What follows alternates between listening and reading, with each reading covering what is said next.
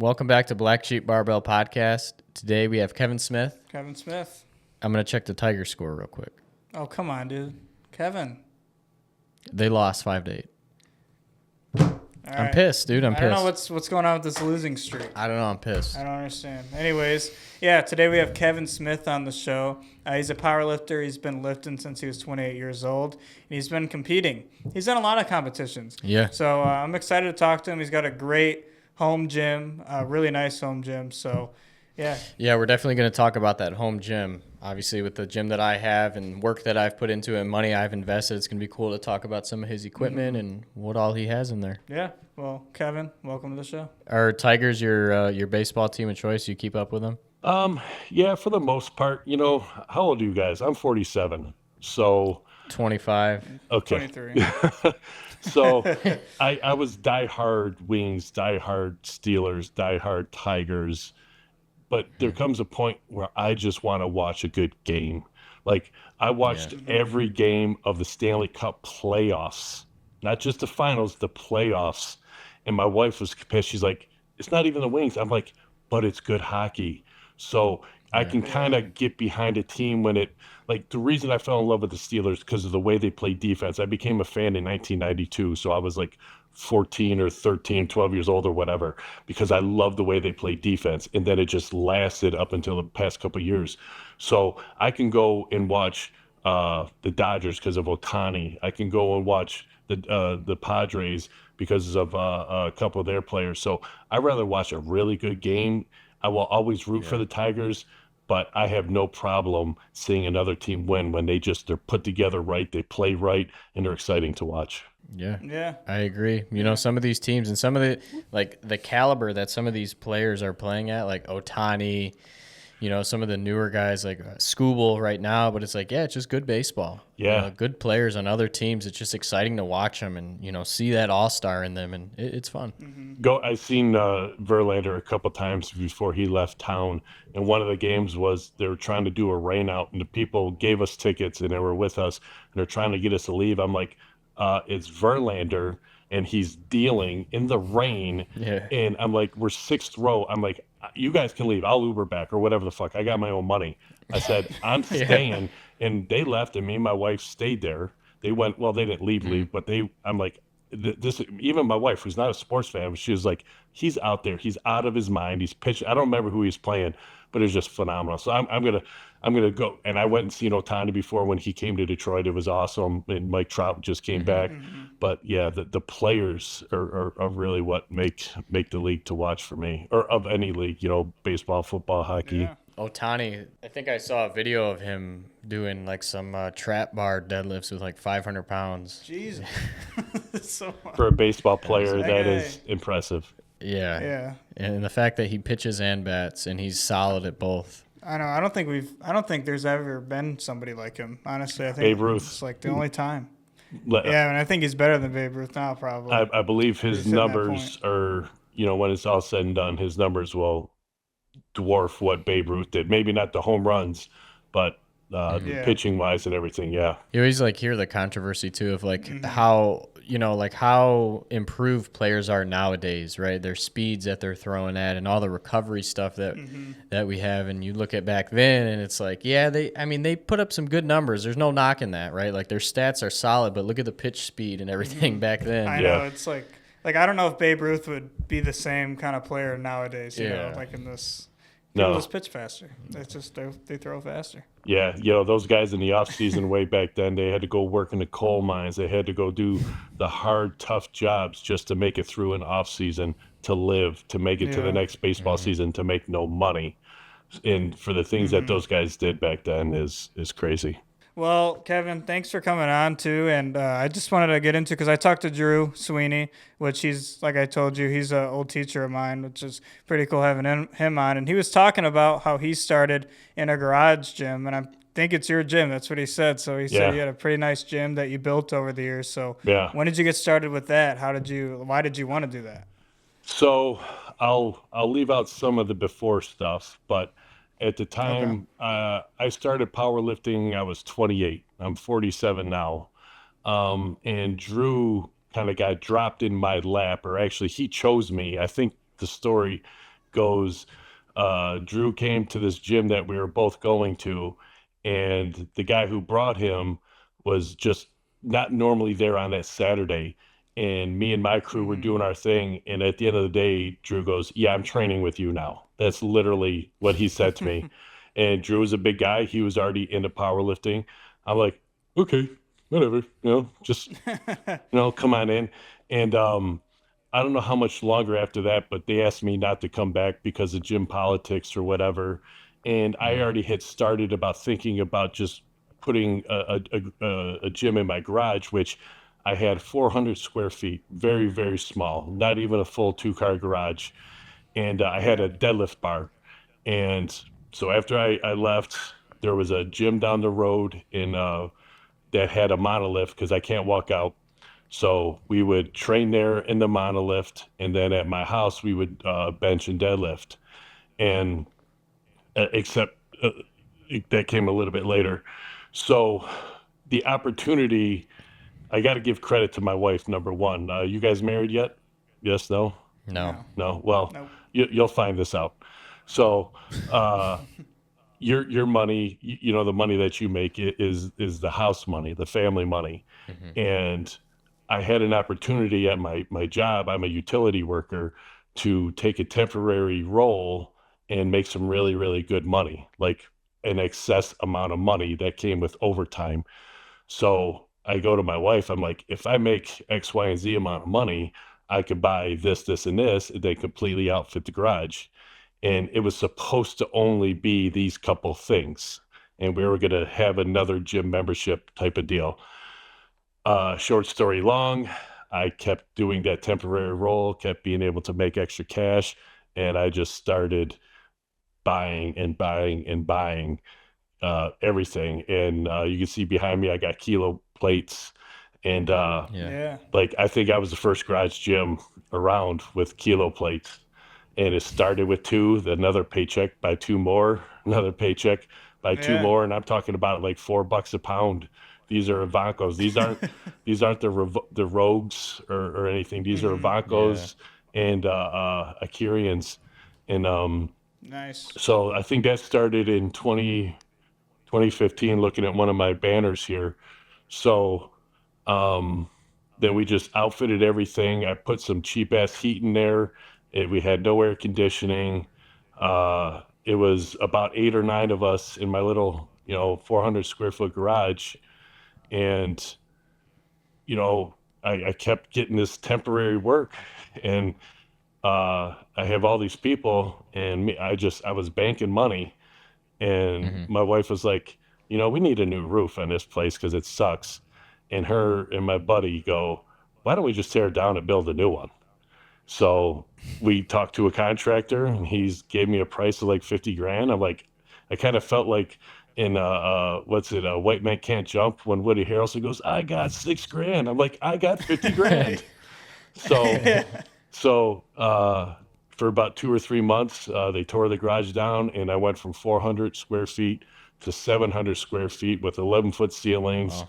I put a furnace in it, air conditioning, insulated floors, because we were always in there in the winter and our feet were freezing, but our upper bodies were hot. And I upgraded from like a Texas Strength mono combo. I bought a real mono, a real comp bench that I'm sitting on right now. And it just steamrolled, and we that was at our house in Dearborn for a few years. And then me and my wife just upgraded again 4 years ago. We bought an even bigger house with a bigger 1,800 square foot garage. It's 2 levels. I got 2 levels now. And I bought even more equipment, and I have you can see over here, a full furnace, an air conditioner that cost me $20,000 because I wanted my garage to be perfect, because I don't want my plates to rust, which they were doing in my other house.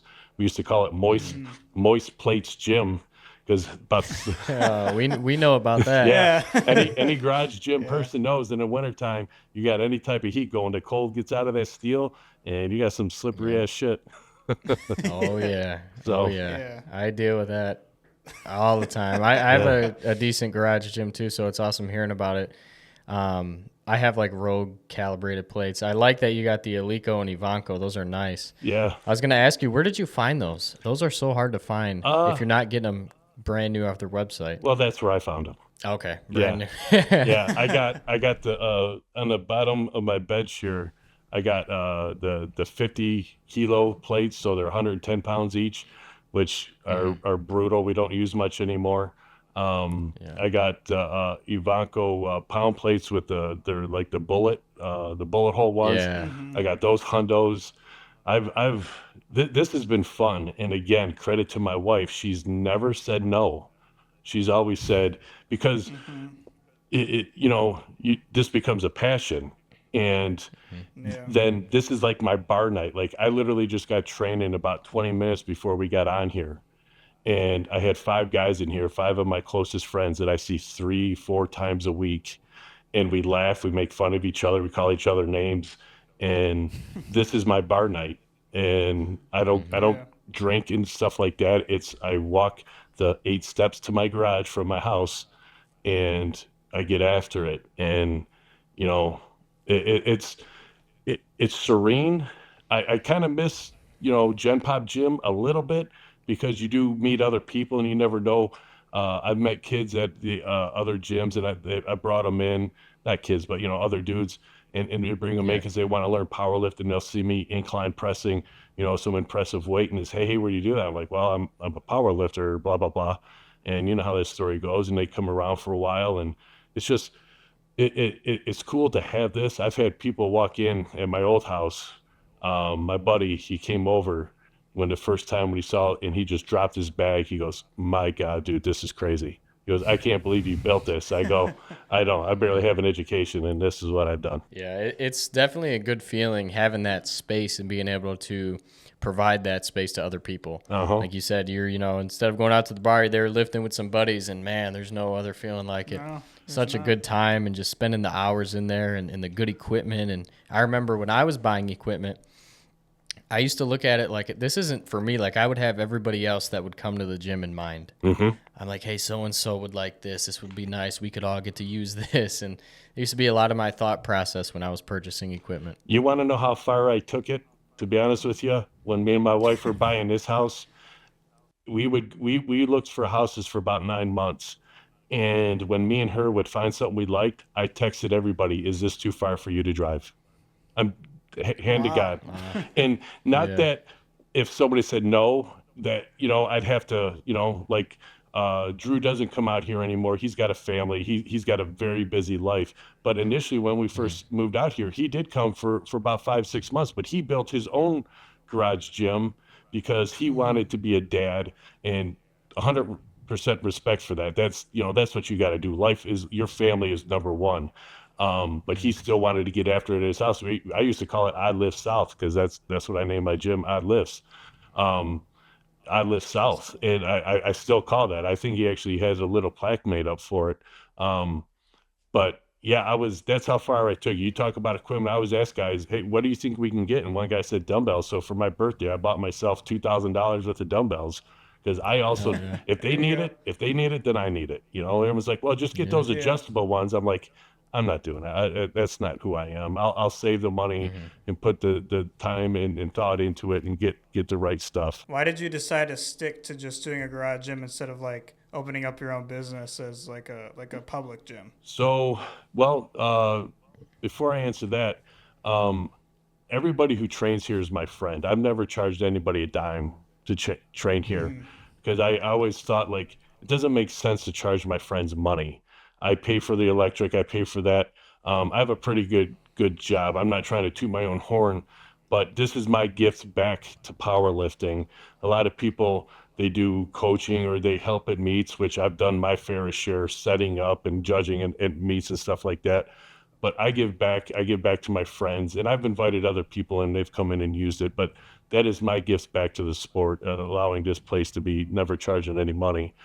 And this is funny. So right after we built the garage in Dearborn, about a year later, everyone's like, "You got to open a gym." Because there was days my wife would post on Facebook, I'd have 17 people in my house. And Whoa. I Jeez. like people from the gym that I was asked to leave. They say, "Hey, man, the gym's too busy. Can we come to your spot?" And I'm like, I don't say no. Yeah, you're my boy. Let's party. Hmm. And everything was going on, and it was so cool. It was so fun.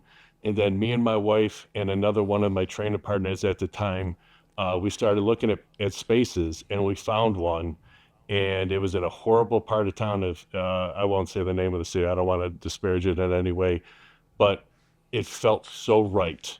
It was 2,000 square feet or 2,500 square feet. It had it was an old like wig store off a main road and had plenty of parking. And the guy who was renting it just gave me the combo number because I was like, "Yeah, I work for the utility. I just want to go see it." And he's like, "Yeah, here you go. Go in there." So I brought builders in to take a look for bathrooms and stuff. And when me and my wife went to the city to get the whatever it is to start a business, you got to get something. Oh, zoning permits. They wouldn't let the city unless I paid them. I think it was $5,000 or $10,000 just to zone it to be Oh a wow. gym. So I thought it was a bit of a Wow. shakedown, and that really soured us. And Yeah. at the same time, I was looking to do knee wraps and knee sleeves because I'm not sure if you guys remember Power Belly knee wraps and knee sleeves. If you guys were around, this is I don't probably know if I. No, I I don't don't. think so. so. Power Belly was a really big knee sleeve and a wrist wrap company that kind of went out of business. And I knew the guy, and I asked him, "Hey man, how did you do this?" And he just point, "This is how you do this. This is how you do these things." And he's like, "Dude, you could take 5 grand and turn it into 50." And so I was like, Wow. "Holy smokes!" I'm thinking about doing a gym. I'm thinking about doing wrist wraps and knee wraps. And before the whole thing with the city with the money, I started talking to other friends of mine who were gym owners, and I think I made the right decision because one of them said to me, he goes, "Once you own that gym, you will cease to compete again." And I thought about that. I got into powerlifting because I love competing.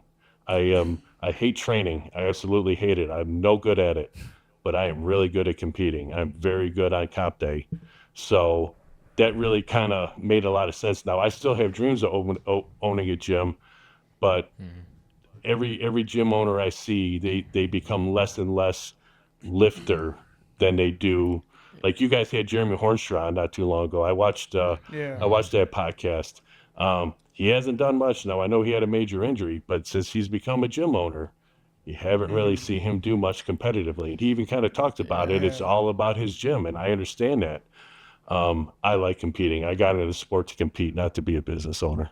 Yeah, I mean, it makes sense. I mean, it's like matters what your priorities are. Yeah. You have to make sacrifices for certain things you want to do. So I'm sure, like you owning your own gym also takes all that bullshit out of like I have to pay this, I have to do this, because that is kind of BS. Like you had to pay that money just to do Yeah. that, to open up business. Like all that stuff comes with it. So you owning your own gym and you're lifting with people you already know anyway and have a good relationship with, like that's Right. seems like a better option.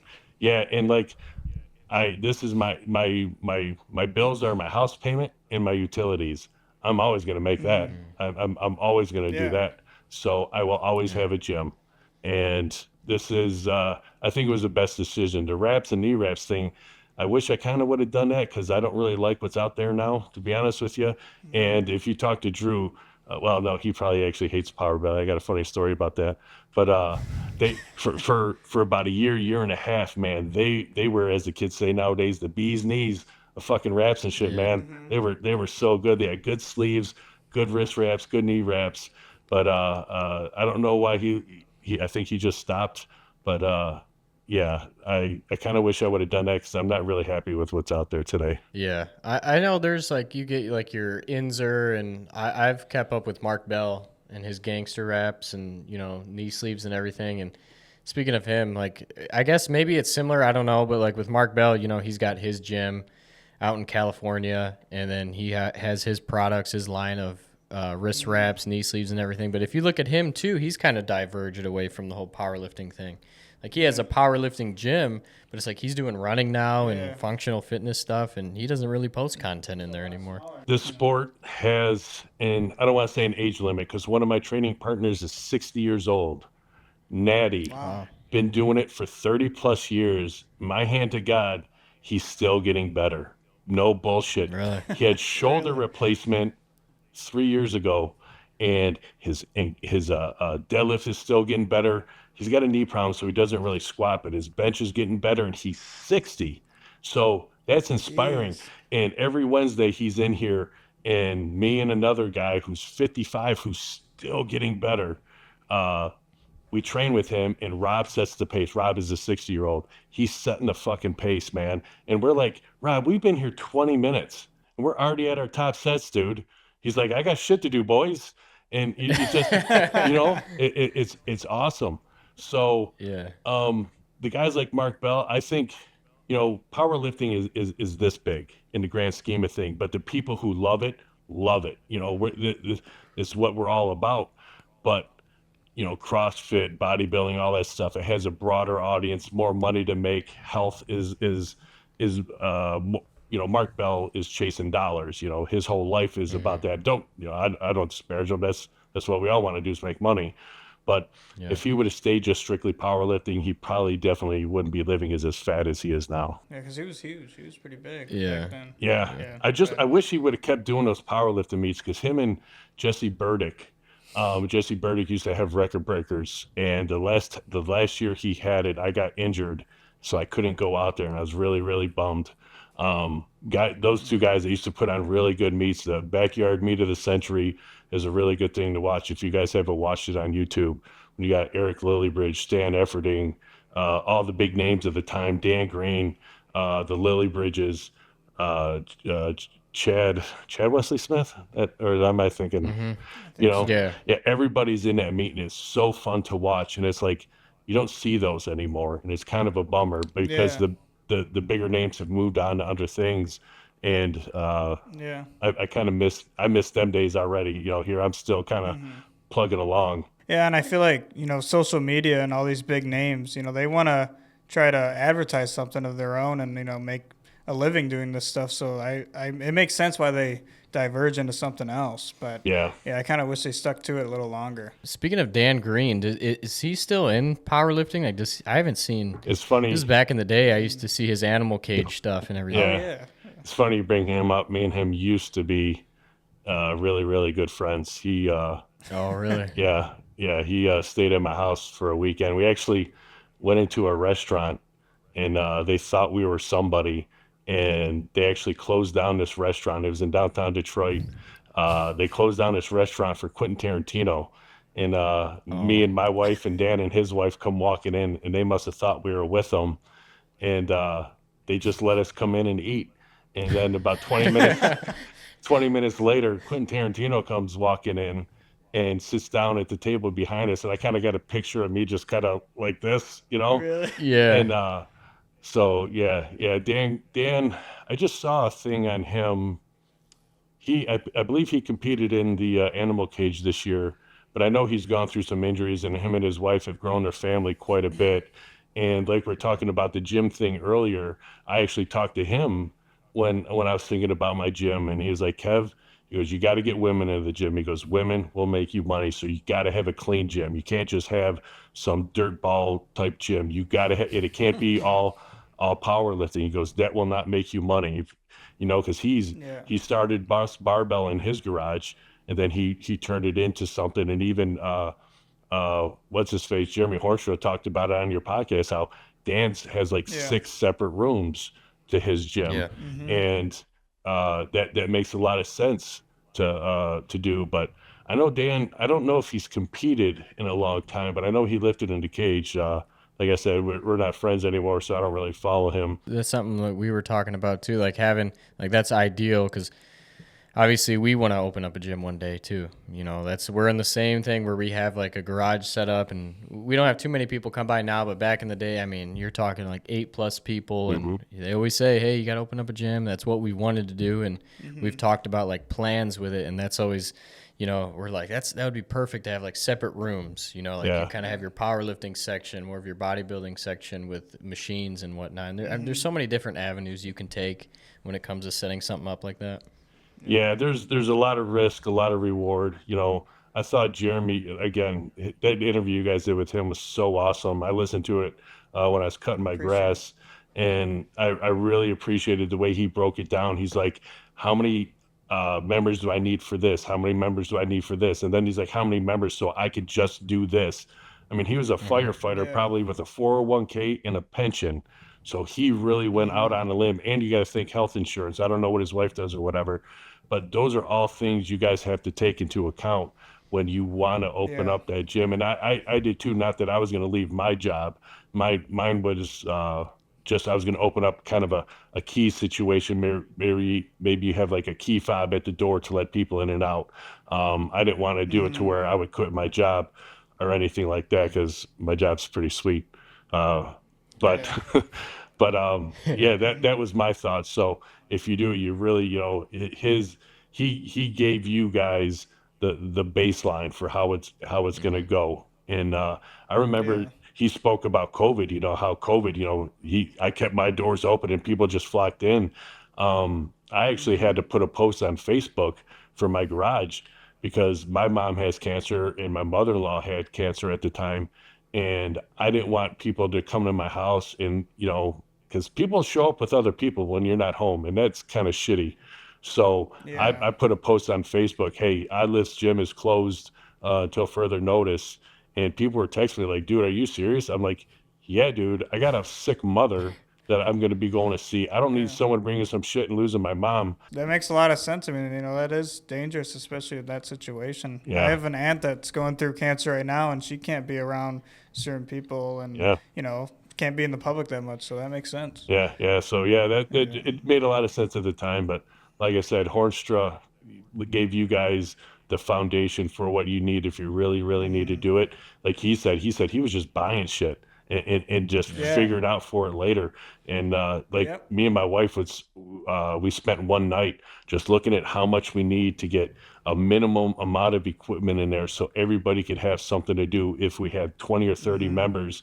And it was a lot of fun thinking about it. It really was. But I'm really, really happy we decided to do this way, because I got way better house now than I did if I would have started that. That's something that, we've always discussed that when buying equipment for your garage gym and everything. It's like you have 2 of the Rogue Squat racks, then I have one here. And we always say, like, well, if we were to open up a place, we already have 3, 4, 5 of these ready to go and all these plates. So a lot of the gym owners we talked to actually – they all basically did that, even like without planning to open up a gym. Yeah. They just use their own stuff. Yeah, that's what I could do. I got a monolift and everything that I would need, but I know if I needed to do it right, I would definitely want to have competitions there. So I'd actually have to triple or quadruple what I have just so I could do that. Because do you guys compete at all in powerlifting? No, I haven't. No. You definitely should, because it's the best. Yeah. But I definitely have interest in it, but I suggest it if you like lifting and just trying to be strong. It's something when other people are judging you at what you do, and then you got to be perfect, and then the strategy of the next jump and the next jump and conserving energy and stuff like that. It's a lot of fun. To me. I never played sports growing up, like in high school. I'm not somebody who played football or I played a little bit of baseball. After I graduated high school, I played a lot of drop-in hockey. I was playing hockey like 4 or 5 times a week, but I was tall and skinny at the time. But I don't consider myself an athlete in any way, not even now. I'm just a big dumb idiot that likes to move weight. But there's some heavy weight. I try to. I used to be better 10 years ago, but it's a lot of fun, and I powerlifting taught me so many things about myself and how to be better problem solver in life and be extremely patient. Um, 28-year-old me, if I was sitting next to him right now, he probably wouldn't even recognize me, and I may not even recognize That's that awesome. person. I could only imagine how exciting competitions are. I mean, me and Devin had like a little taste of one. We did like this bench press rep competition for veterans at a local gym near us, and even that, just going in front of all these people watching and like trying to beat other people's records and everything, Yeah, that was just so fun. And like we were kind of training up to that, getting leading up to that. So just even that was a great time. So I could only imagine how yeah. awesome it is to Yeah. compete. I know that gym you're speaking of because when I was getting mine built, I trained there twice a week for about 2 months. Yeah, Oh, Oh, really? really? yeah. I used to Really? Were you talking about RTB or Victory? Victory, Victory Gym. Victory. Yeah. Okay, they Yeah. both did one recently. So, Oh, did but they? yeah. Yeah, me and my wife, we Yes. would go to Victory, and then we would go to the original Powerhouse in Highland Park, and Mm-hmm. we trained there, and then we made a bunch of friends there. So even when we opened up the second inversion of odd lifts, we still kept going to Highland Park because there's real lifters there. They're bodybuilders, but they're real lifters, Yeah. and it's not Gen Pop. It is real people getting after it. The equipment is old and grungy, and we Mm-hmm. just loved it there. We went there for 4 years, right up into COVID happening, and now we've moved really far away. But even now, we've still driven there just to go train, and we see the people. We're like, "Kev, how you Wow. doing, man? You big idiot!" And I'm like, "Yeah, here I am." The RTB gym by us used to be a powerhouse, Hmm. and it's in Lincoln Park. That's a So good that gym. used to be there. I think, yeah, Drew trains there sometimes too. So, but that gym's like the same. It's like older equipment, and like big power lifters and bodybuilders train there. It's pretty cool. Yeah, there's a big power lifter that come out of there, Arabic dude. I can't remember his name. Um, Oh, Hassan. yeah. I think it's Hassan. Yeah, I don't know if he lives in Michigan anymore. But yeah, he used to train there, then go to a couple other gyms, but he got pretty well known. He was a really, really strong dude. Actually, I think I just seen him down in Miami. I lifted at the Ghost Clash this year, down in Miami, and he was there doing IV bags for people. I never Oh, met him really? in person, but I heard he's a really, really good dude. And yeah, he was always around, raise the bar. Yeah, I had him on Instagram, and I would see. I mean, he's putting up crazy numbers on the squat, and 800, I think he was going to F3. Have you heard of F3 I Fitness? know Garen very well. Garen gave me a key. He goes, Kev, you're Yeah. my brother. Whenever you need to get a session in our gyms, because where I lived in Dearborn, F3 was a mile and a half around the way from us. So, excuse me. Yeah, Garen's a very Wow. good dude. Yeah, I know that place very well. Yeah, he used to train. I used to see videos of him at RTB and then F3, just putting up some crazy numbers, like Yeah. shit that I've never seen in person. Really? Well, that's, my very first day in powerlifting, I got into it. A coworker coaxed me into coming to the gym with him. At the time, me and him were apprentices at our job, and I was exercising. I won't even say bodybuilding. I would just go to the gym and lift weights until I was tired and I would go home. So Mm. my buddy Rob would say, "Man, you got to come check out this gym. Check out this gym." So one day I said, "All right, I'll be there Sunday morning." Or I asked him. He said Sunday morning. So I get there Sunday morning, 8 o'clock, and this motherfucker doesn't even show. He not even there. And so this other guy named Joe comes in. I'm sitting outside the door. He's like, "You trying to get in?" I go, "Yeah, I was supposed to meet." And he goes, "Oh, I know him. Just train with me." I said, "Okay," and put $10 in the bucket. So there's my daily. And he was a geared lifter. I didn't know what geared was. I didn't even know what powerlifting was. I didn't. I'm Mhm. 28 years old, no clue what it was. And that day I saw Joe in a shirt bench press 600 pounds multiple times. And I was like, Wow. I'm in. I want to know what this is. I want to be a part of this. And that was it. Just seeing somebody else do something. Yeah. And I think I walked in there, I was maybe 180 pounds at the time, 6'2", Jeez. six just under. And that was it. That the bug was in, and I've been all in ever since. That's awesome. How has like your training like changed over time, like when you started powerlifting and everything? I don't know if the podcast is long enough for all that. Long enough. So in the beginning, it made no sense at all. I'll Hmm. just be honest. It made no sense. And then I was the only raw lifter in a geared lifting gym. And I'm not sure if you guys ever heard of Raw Unity. It was a powerlifting meet for just raw lifters back in the day. So when I got started, geared lifting was still very high on the pecking chart or whatever. And they had this thing called Raw Unity. I don't remember who told me, said, hey man, you got to go get into this. You're lifting raw. You got to. So me and my wife scraped together pennies. I mean, because it was down in Texas. So we go down there, and this is where I meet Dan Green, and I meet BJ Whitehead, and just so many people, so many names. And I was like, wow, the sport is way bigger than I thought. And I thought I was going to walk in there. I just, big fish, small pond. And now I'm in ocean. I'm a small fish in an ocean. But I learned and I made friends. And that's where me and Dan started talking. And me and him became real friends because we have a real sick sense of humor and like sick comedy in South Park and shit like that. So Yeah. it wasn't until about a year or two later, he said, hey man, why don't you let me do your training for this upcoming competition? I said, fuck it. I'm doing what I'm doing. I'm sending him videos. He's giving me critiques and stuff, but he's not really coaching me. So he goes, I'll get you 10 weeks, get you into your next meet. I'll get you peaked 150 pounds on my total in 10 weeks. Wow.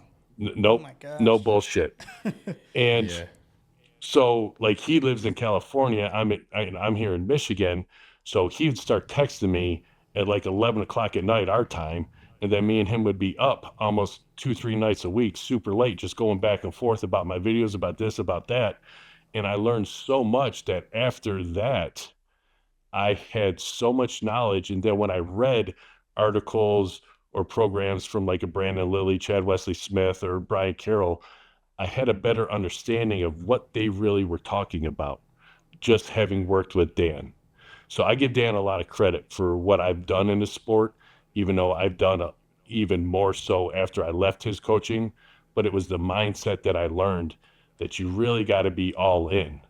So you take programs like the 531, you take Conjugate, you take Paul Carter's base building, you take all these things and you try them out, and you just kind of take what sticks, what feels right for you. And it may only be one aspect, but you kind of take it and you hold on to it.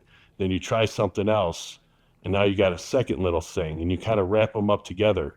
So I used to sit at school for my apprenticeship. Me and a training partner, Rob, we just be writing out programs, not learning shit about school, but we're just writing out programs, start Monday, Tuesday, Wednesday. We're just writing stuff down.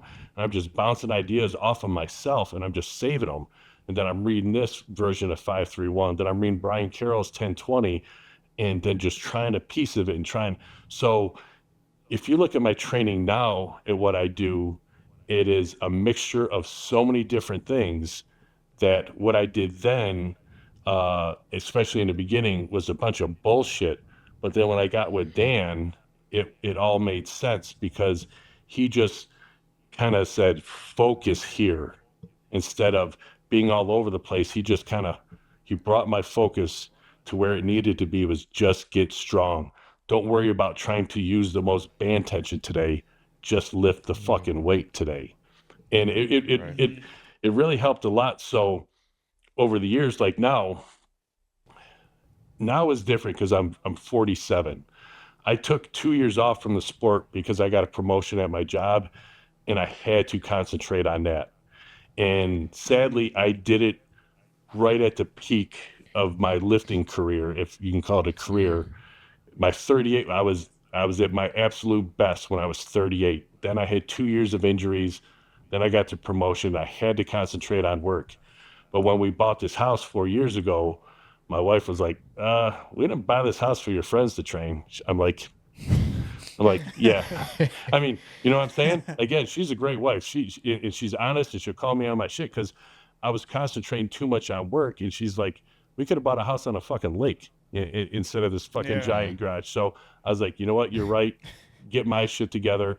So coming back after a 2-year layoff and being like 43 hasn't been easy. Last year I had 2 surgeries. I had to have hernia surgery, shoulder surgery, and that wiped out a lot of my year just trying to recover from that. And then nagging injuries here and there. So now, if you look at the way I trained under Dan and then take the way I train now, I know I don't have a 100% like eye on everything because my work life takes a little bit more of my brain matter. Not saying I don't train hard, but I definitely have to think I have 2 hours to get all this done. I don't have back before I got this promotion. I don't have 3.5 hours just to sit in the gym and just, get after it. But yeah, my training now is definitely more thoughtful. Like I'm in prep now for competition on October 18th. And when we were, I don't know, 20 weeks out, and I got a couple of vacations coming up, going to see Slayer in Pennsylvania. Oh, nice. Yeah, so I write out a calendar and I start putting in deloads before anything, where my deloads need to be, and then I start writing in where I want to be at weeks out from the competition. Then I just kind of fill in where what I want to do squat wise and this and that, and it just kind of backfills itself in. So I go from the easy stuff to the hard stuff, and it works out pretty good. I just wish I was younger. Yeah, I definitely get it though, how, your other life responsibilities, they come into play. Work, it's always there. It's coming in the way sometimes, taken away from the training. And I think about when I was younger in college and, had more time and was really getting the most out of those sessions every day. Every day is just, I had time. Yeah. It was like, hey, let's go to the gym. Let's go to the gym and spend 3 to 4 hours in there. I don't care. And now, like you said, just you got to be more thoughtful with that training. You got to make sure you're getting the most out of that session now, just because you have work and other responsibilities going on. Last week, Thursday, I was training, and it was just me and my wife. Thursdays is just me and her night in here, and she's getting after it on the deadlifts, and it's my incline bench day and back day, and I'm having a really good session, and then my phone goes off. Then it goes off again, and then after about 20 minutes, I finally got everything done. I come back, and I try to do a set of bent over rows, and I just drop it. I look at her. She goes, "You cooled off." I go, "Fucking A, I did." So now I got, and so, but I set myself up mentally to be prepared for that. If something happens, I can come in here. It's not far from my house. It's literally eight steps away. Come in on Saturday morning and just knock out what I missed, and try not to let it bother me, because the mentality of this sport also, or just the mentality of training, is so much on your mentality. Because if you start getting down on yourself, oh, I missed a day. It's kind of like when you're on a diet. Oh, I had one bad meal. I'm going to eat like shit for the next month. No, just you're one meal away from being back on track. So just cut it as a little bit of a loss, and then move on and knock everything out in a day, and then, you're good. So I guess my mentality is way better now than it was years ago of how to come up with training. Because at any given moment, even right now, if my work phone goes off, I'd be like, "Boys, I gotta go. I got shit I gotta do." And it's just the life I've accepted. But that job has given me a very nice life, so I have to be accepting of that, and willing to pivot and move and do what I need to do. Yeah, just staying balanced in everything that you got going on. I remember when I was younger, I don't even want to say my prime, because we're young.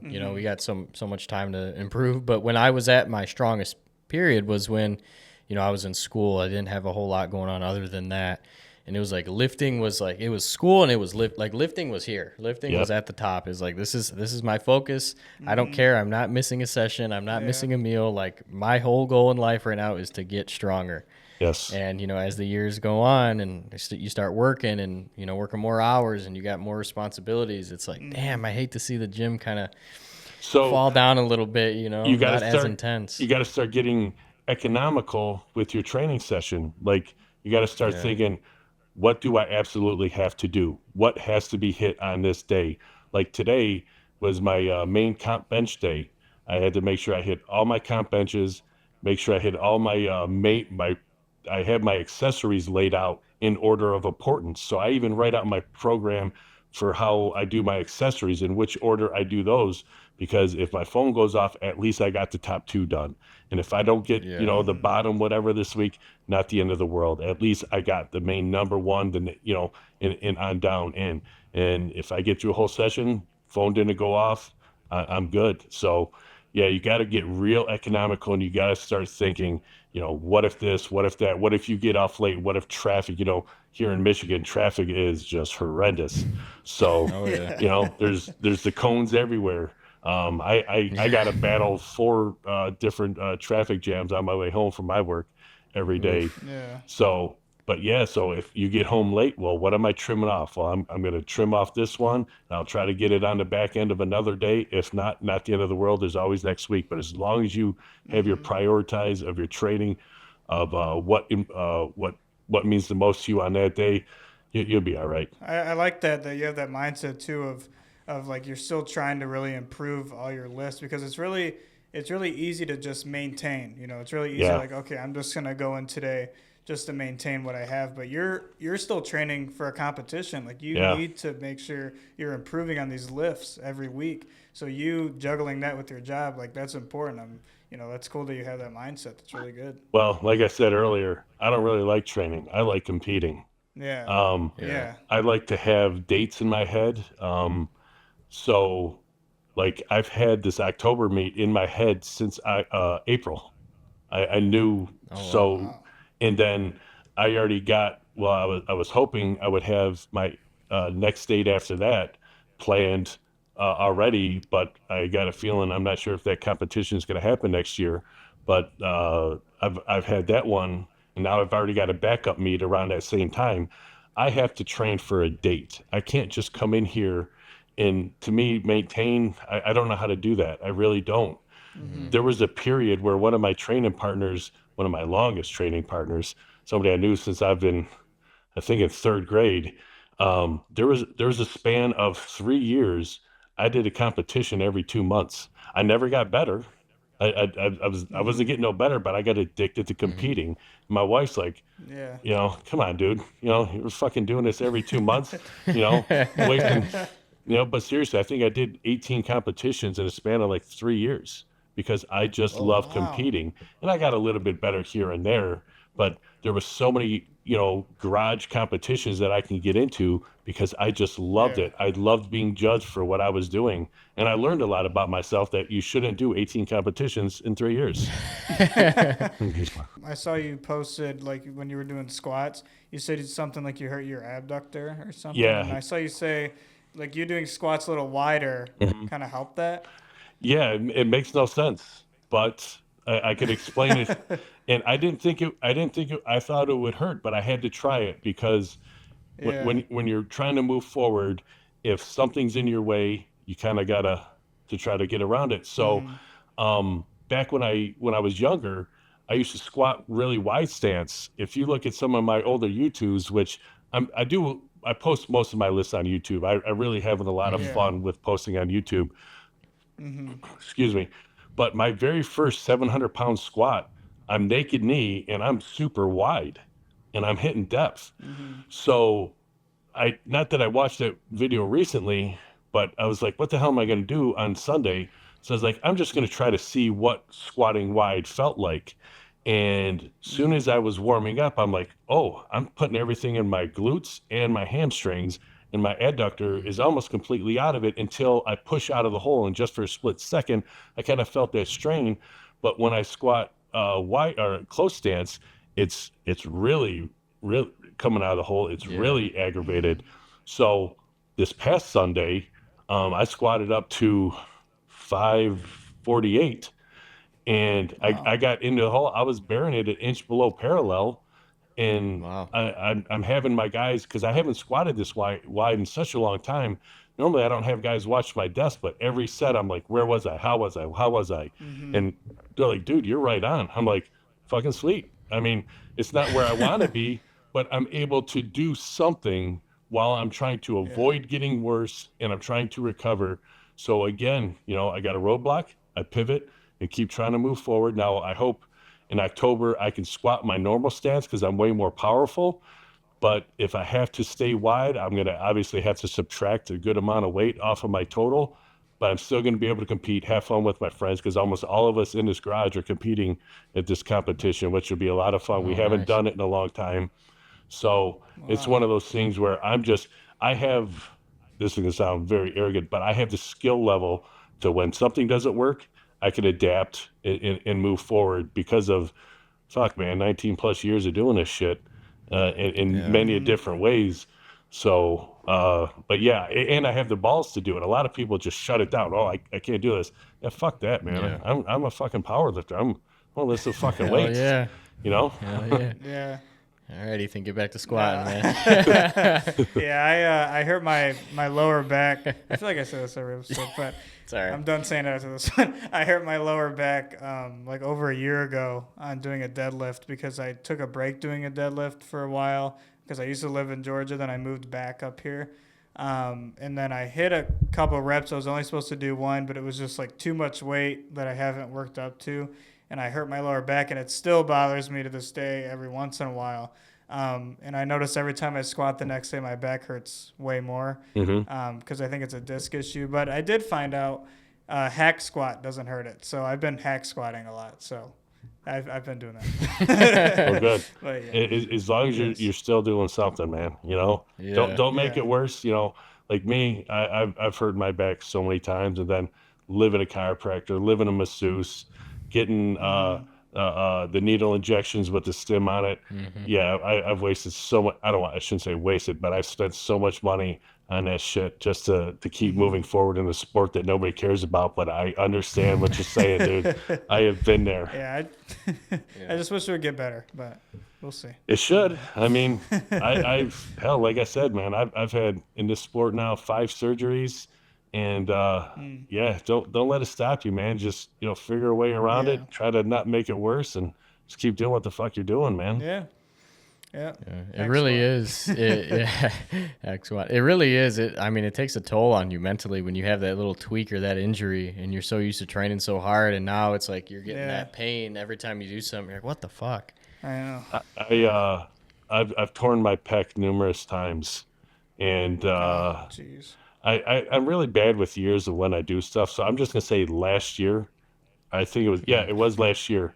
I was competing out in Las Vegas. A bunch of us were all going out to Vegas to compete at can't remember his name, but it's supposed to be a really kind of high end meet, and it just turned out to be a gym meet, which it was still fun.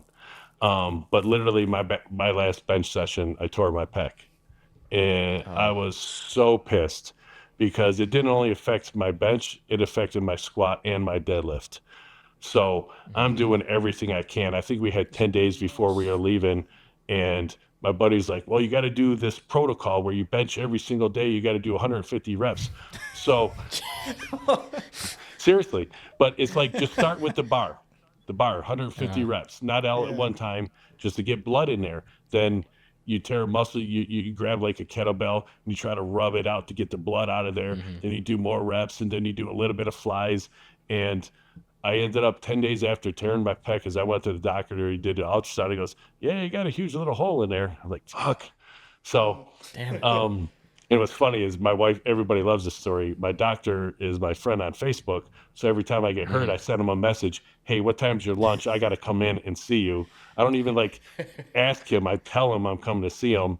And he's like, oh yeah, dude, no problem. Come on in. And just, I'll look at it real quick.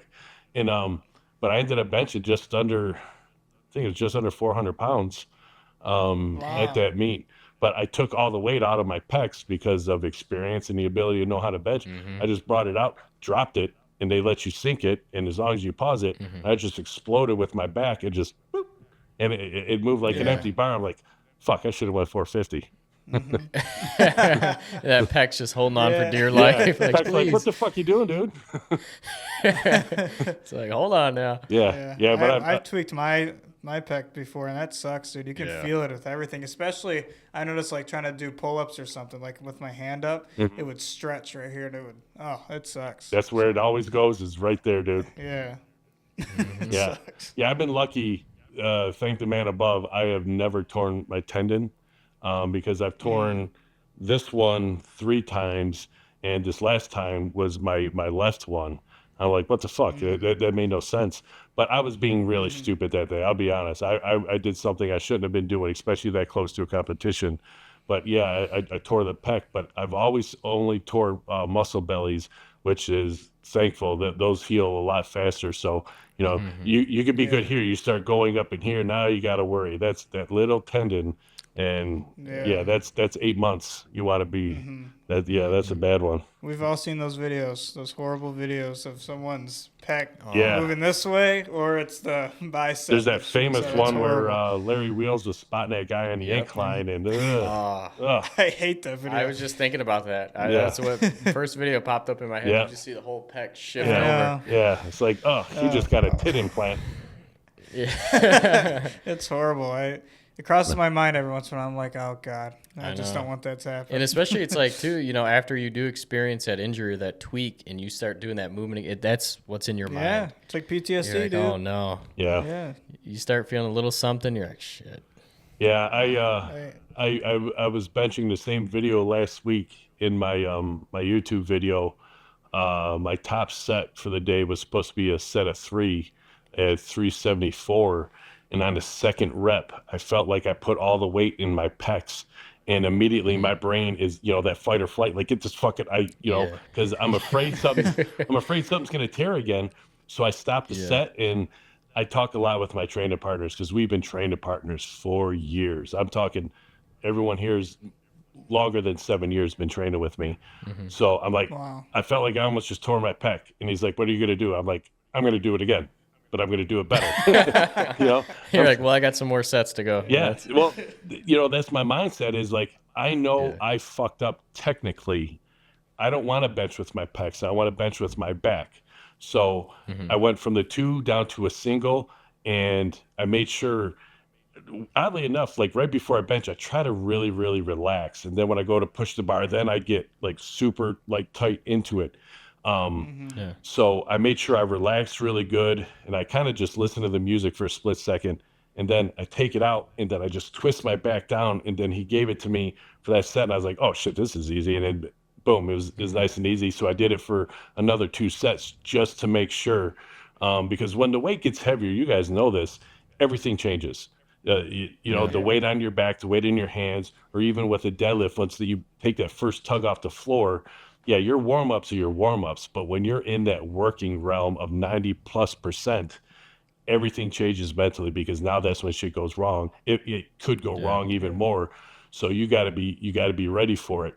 And that's when you really got to get inside yourself and slow the fuck down. Make sure you know your cues, where you're putting the weight at.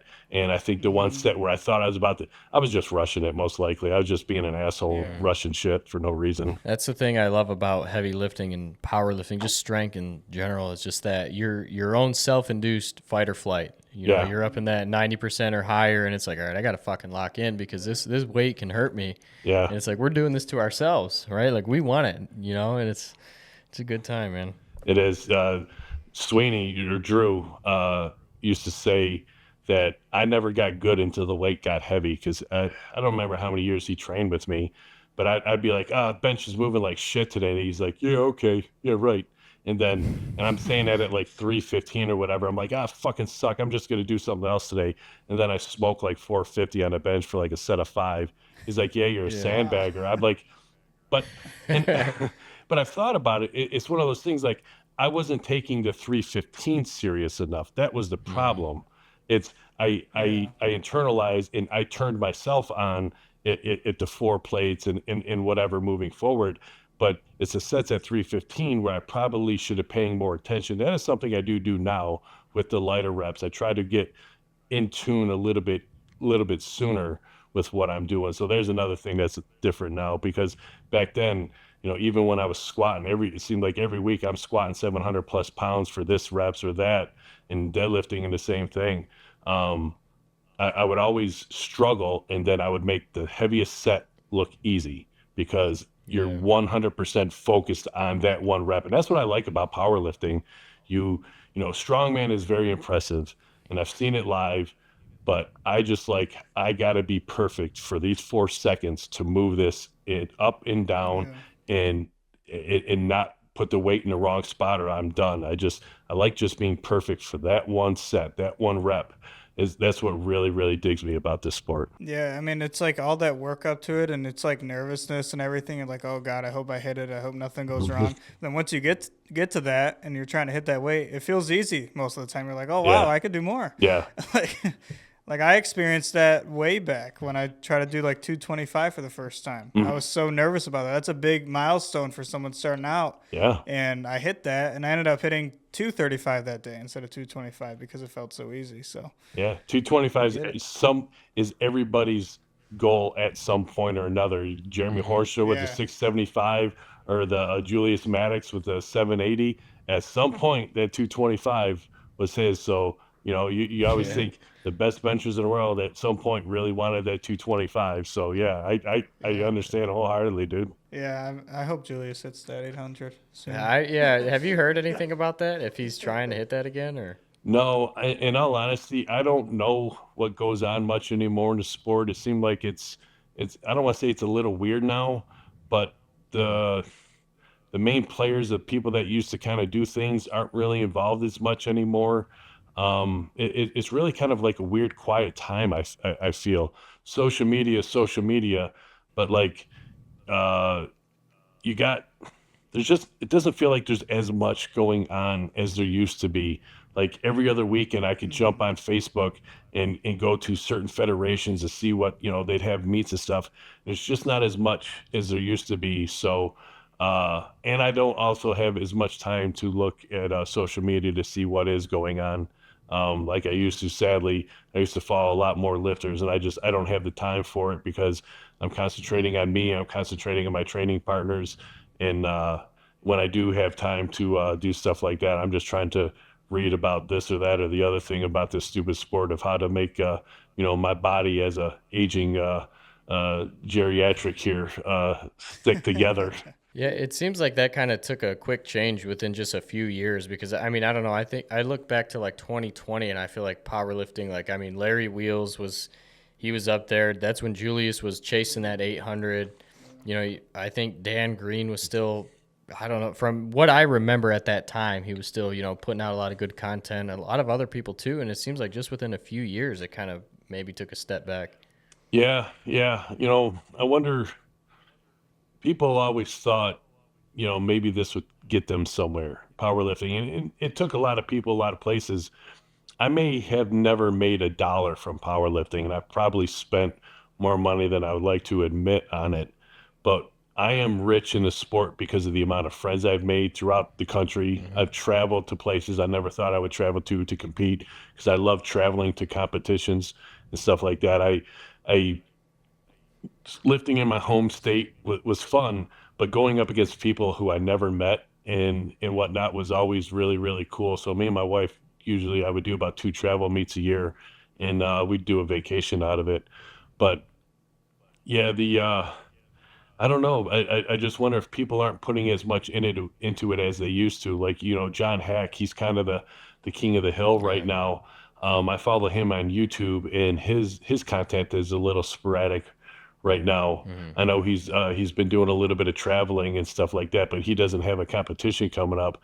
So maybe, guys are just like, just want to live their life a little bit, which isn't a bad thing. But there's really only like 2 or 3 big competitions a year now. You got ABS doing what they do. You got the Ghost Clash, and then you got the American Pro. And I can't really think of anything else. I know Powerlifting United Federation, they have their nationals, but last year was the last year that they're having a monolith. So I was planning on doing it this year. Now I can't because I can't walk a weight out. So right. They're kind of, everything's kind of shrinking a little bit. A couple years ago when I was coming back, I did a mock meet in my garage for all of us who lifted here and a couple other friends from another gym. For 2 years in a row, we just had a mock meet. And it was a lot of fun. I actually had judging and stuff like that, and it was really cool. So if the sport really kind of just keeps closing in on itself, where it's only A, B, or C meets, and then everything else is just kind of walkout, then I'll probably just reserve myself to just competing at my house because the guys that I train with are going to be extremely strict with me and hold me to the strictest because that's how I train. I train to Yeah. competition style lifts. When I tell them, hey, I'm going to pause this one, give me a press, and they're going to give me a 1.5 second, pause, and they give me a press, and Yeah. they always make sure I squat, below parallel. And and I'm a Nazi about this, when someone deadlifts and they got soft knees, I'm like, dude, you're fucking up. You got soft knees or soft shoulders, tighten that shit up. Because, Yeah. in a competition, you start developing that bad habit. Well, it's going to show up on meet day, and then you're going to miss a lift. And, that's embarrassing. So, if I just had to reserve myself to doing mock meets in my own garage, I'm fine with that. It won't hit open Yeah. powerlifting, which is kind of sucks. But yeah, I don't know. Sports in a weird space right now, but I'm not 100% in tune with it like I was about 10 years ago. With your gym that you got and whatnot, what are like some of your long-term goals? Like, what are some things, because we all got that dream. We all Yeah. got something. We always want something else, right? Yeah. So it's like, what is it, some of your long-term goals? So when I came back from my little bit of a layoff and I started looking at things, looking at my age, and my last competition in my prime, I totaled 2,000 for the second time. But this time that I did it in knee sleeves. I was the first lifter in Michigan to total 2,000 in knee sleeves, which I Wow. kind of pretty, happy about that. And I did Yeah. it at 297 pounds. I was pretty lean at the time. Um, so when I was coming back and I was looking at the timeline, I did not think I was going to have shoulder surgery and hernia surgery and all that stuff. But I kept thinking, by the time I turned 48, which I should say 49 because I was 38 turning 39. I did that competition. It was like December 4th. My birthday was 3 weeks later, so I was almost 39. So I was like, it would be really, really cool to, before I turned 49, to get 2K again in sleeves. Um, it's proving to be a lot harder than I thought, which is fine. That's a fun part of this. But that would be, I'm not saying an end goal, but at least I could say 10 years after I did something, I did it again in an older, smarter version of myself. I would like to do it at a little bit lighter weight. I'm trying to keep my weight down into the 280s because I like to eat a lot. I got a big old belly, but uh, but that is probably my goal. And just, everybody in here, whatever they want to do, I want to be a part of helping them be better. So that is my want. I want to hit 2K again. Actually, 2001. I've already done 2K twice, so I want 2001. And then Hell I yeah. want everybody, like one of my training partners, Don. He hit 755 deadlift when he was 50 years old, and he's going for it again here at 55, I believe, in October.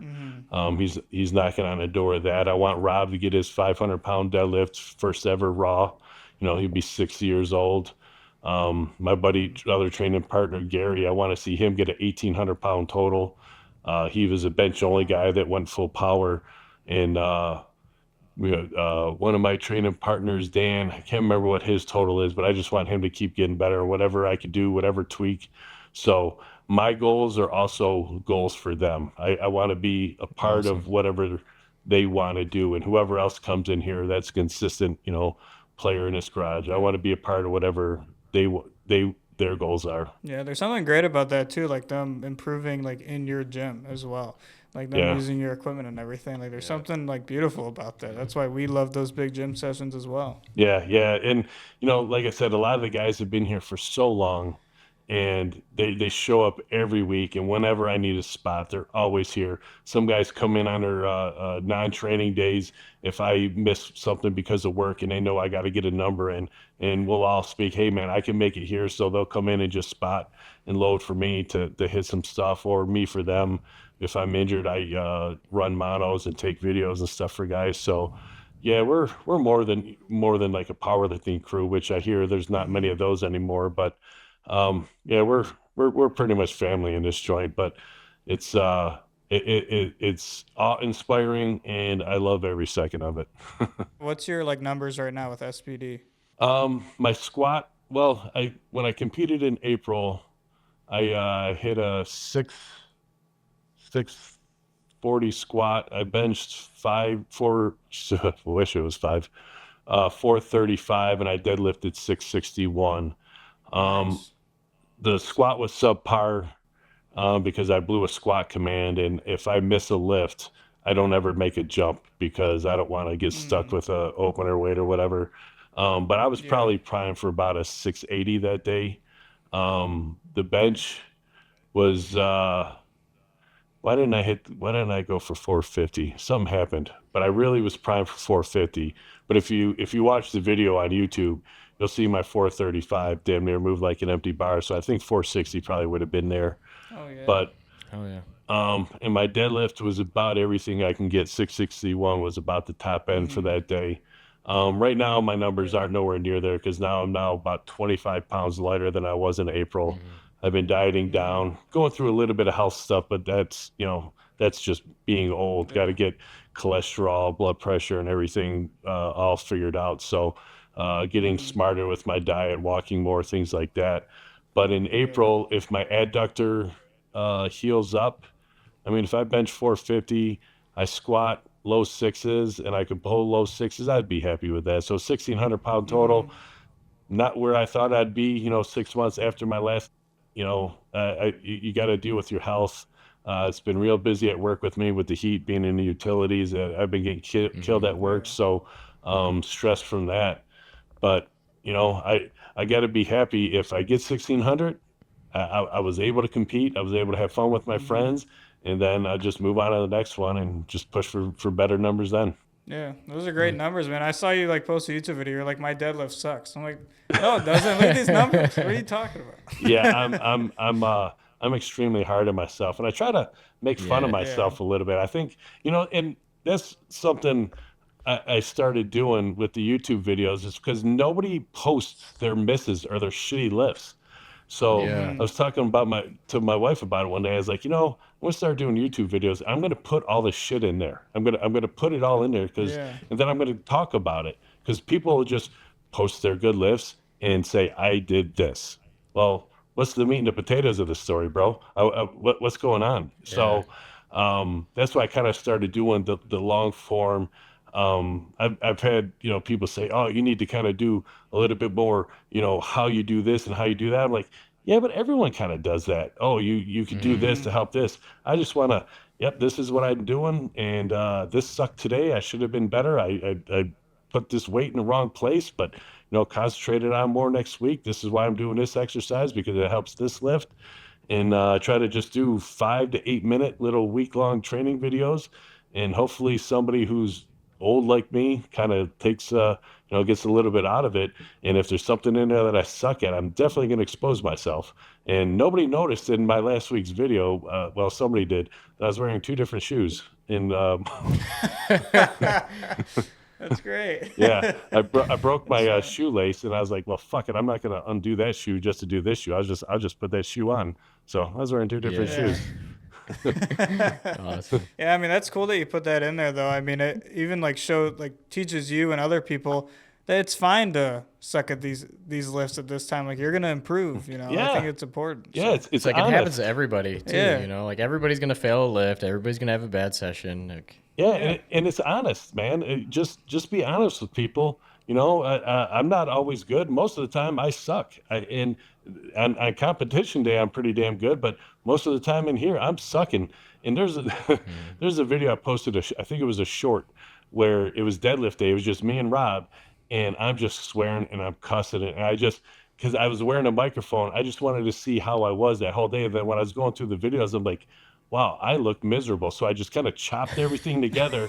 I'm just like, fuck, this sucks. And I'm just going through it, and you hear Rob just laughing because he sounds like Dr. Hibbert from The Simpsons. He's like, oh, it's fantastic. Yeah, that was a fun video. I wish I should do more of those. Well, yeah, man, I look forward to your other YouTube videos and everything. But before we wrap this up, I want to give you an opportunity to kind of just say anything you want, any last words of wisdom to anybody watching. Well, first of all, I appreciate both of you guys having me on. This is a lot of fun. I used to do podcasts with a buddy years ago, and it was like every other week, and we just would go in, have some beers, and fucking talk shit, and it was awesome. I love podcasts. I think it's great, and I'm definitely going to be keeping up with you guys even after this because this is a lot of fun, and I like what you guys are doing. Appreciate it. Thank you. Yeah, the only thing I can say is if anyone, sees this and they want to check me out, you can find me on Instagram or YouTube. I go by the same name on both, Odd Lifts Kev Smith. The reason I chose the Odd Lifts name, any power lifter out there, if they've ever watched Power Unlimited on YouTube, it was taken off for a while, but it's come back. But it's the history of powerlifting, and around the 12-minute mark, they start talking about powerlifting. It was called Odd Lifts before it was called powerlifting. So when I was trying to think of a name for my gym, and they said that, and I came back to the gym and I asked everybody who trained, I said, "What do you think of this name? What do you think?" They're like, "Dude, that's awesome." Odd Lift is so everyone's, something barbell or something this or something gym. I was like, Odd Lifts, it's just cool, man. And you can see behind me, because I grew up in the city of Detroit. The Detroit police used to have that emblem. It said Detroit Police, where so I was like, I love that. I grew up with that. I see Detroit cop cars all over the place. So I had one of my buddies design that up for me. And that's probably one of my hottest selling shirts when I used to sell shirts, was that shirt right there. But Awesome. yeah, no, appreciate you guys having me on. This was a lot of fun. If you ever want to do it again, I'm pretty easy to get a hold of. If it works with my work schedule and training schedule, I can make time for it. And just hit me up on Instagram and YouTube. Absolutely, Awesome. man. Well, We thank appreciate you. Yeah, thank you guys. Thanks so much. Good conversation we had with Kevin. Obviously, he has a lot of years now invested into powerlifting. We talked some about the changes he's made with his garage gym, increasing in size. Reminds me of the old days that we used to have with a bunch of people coming together and training. I know. I could only hope that we improve the garage gym one day into something bigger, whether that is a public gym or just a bigger garage. I mean, that would be great. We need more people, though. I know. What's going on? We need more with people that? to come train. I know. People keep falling off. Come on, come back. I know. Come back. All right, I'm going to try this out. These work now. These are new. No, they're not. Yeah, I just bought them. They're old. All right. Doesn't work. No. So, I am going to buy new ones. Next episode, we'll have new ones. Don't I take feel my like you word said for that it. like a Don't take my word for it. couple episodes We're going to ago. do it. I have them in the cart right now. So All we right. got them. We got them. So they're coming. I'm going to get different ones too. Not the same ones. Different ones. So I'm sure they've came out with some new ones. by yeah, now. I have to look at them. But all right, guys. Well, thanks for watching, and we'll see you on the next one. Peace out. Peace.